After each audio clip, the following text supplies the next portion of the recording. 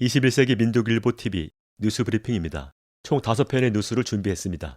2월 15일 첫 번째 소식입니다. 쿼드 강화 정책으로 북, 중국, 러시아, 이란 연합 공고화. 바이든 행정부의 쿼드 강화 정책으로 북, 중국, 러시아, 이란의 공조가 갈수록 공고해지고 있다. 특히 미국과 적대 관계인 북이란이 미사일 분야 협력을 강화할 것으로 예상된다.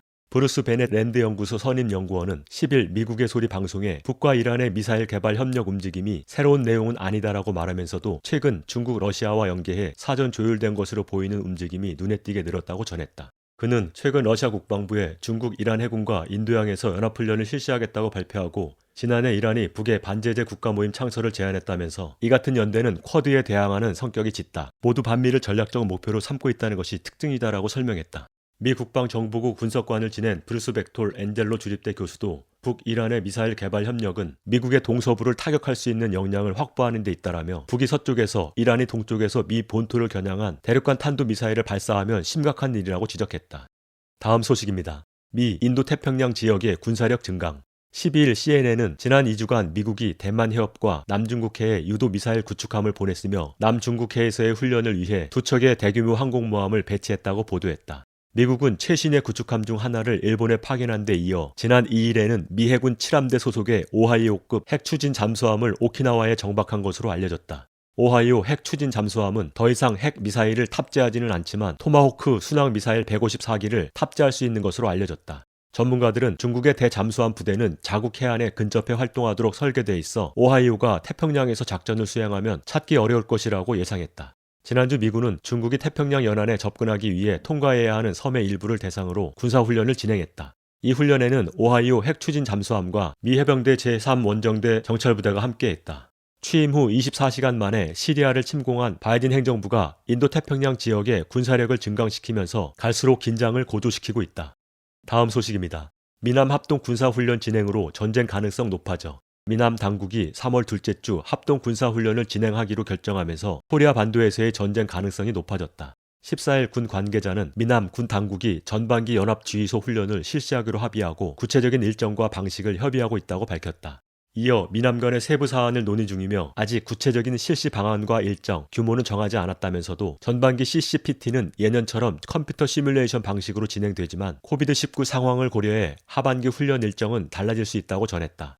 앞서 북은 8차 당대회를 통해 첨단 군사 장비 반입과 미국과의 합동 군사 연습을 중지해야 한다는 우리의 거듭되는 경고를 계속 외면하면서 조선 반도의 평화와 군사적 안정을 보장하는 데 대한 북남 합의 이행에 역행하고 있다. 남조선 당국의 태도 여하에 따라 다시 3년 전 봄날로 돌아갈 수 있다고 경고했다. 바이든 행정부의 대북 전쟁 책동과 미남 합동 군사훈련 결정으로 인해 코리아 반도는 일촉즉발의 위기 상황에 놓이게 됐다.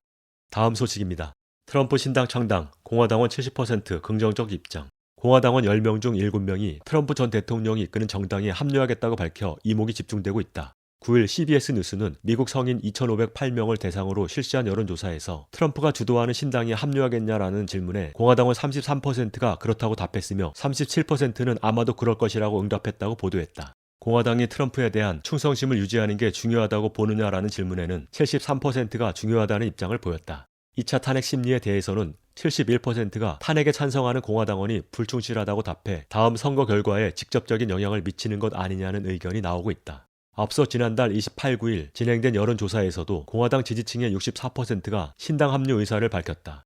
이에 여론조사기관 해리스X 경영자인 드라이턴 내쇼는 의회 난입 사건에 대한 민주당의 여론 호도와 책임론에도 불구하고 트럼프 전 대통령이 무시하지 못할 정치적 영향력을 가지고 있음을 보여주는 것이라고 평가했다. 마지막 소식입니다.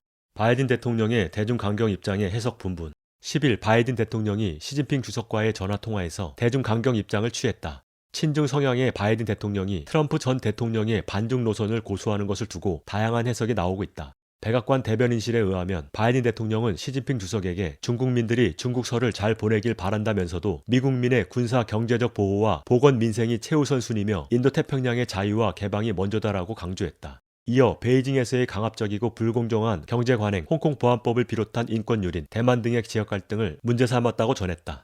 대선 기간 내내 차이나 커넥션으로 논란이 된 바이든의 이 같은 행보에 친중 이미지를 지우기 위함이 아니냐는 분석이 나온다. 바이든 행정부의 주요 인사들 대부분이 임명 후 대중 강경 발언을 이어가고 있으나 그들 대부분이 중국과 깊은 연계를 맺고 있어 이미지 세탁에 불과하다는 것이다.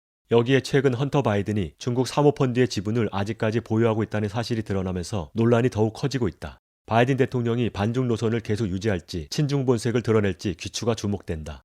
2월 15일 뉴스 브리핑 마칩니다.